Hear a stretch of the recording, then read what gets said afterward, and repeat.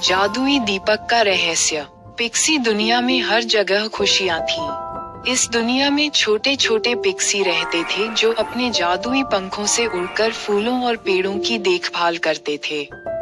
यहाँ की रानी, पिक्सी रानी एलोरा, बहुत दयालु और बुद्धिमान थीं। एक दिन रानी एलोरा के पास एक बूढ़ा पिक्सी आया और उसे एक पुराना जादुई दीपक दिया। उसने कहा, रानी एलोरा, इस दीपक में एक अद्भुत शक्ति छिपी है, लेकिन इसे खोलने के लिए सच्चे दिल की जरूरत होगी।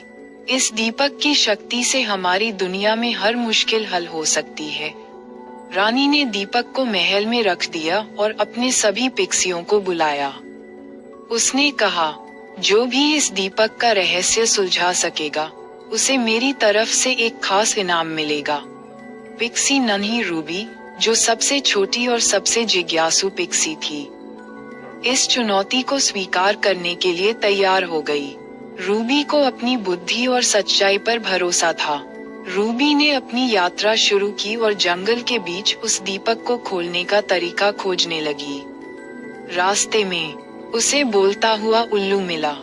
उल्लू ने कहा, रूबी, इस दीपक का राज समझने के लिए तुम्हें 3 चुनौतियों का सामना करना होगा। पहली चुनौती थी सच्चाई का पुल पार करना।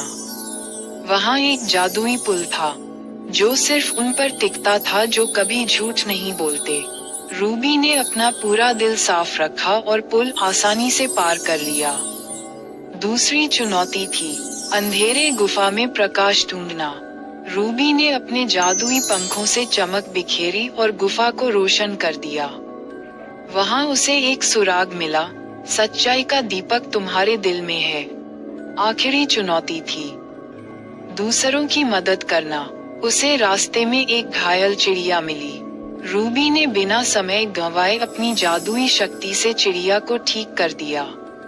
जब रूबी दीपक के पास पहुंची, तो उसने महसूस किया कि सच्चाई, दया और आत्मविश्वास ही उस दीपक को खोलने की कुंजी थी।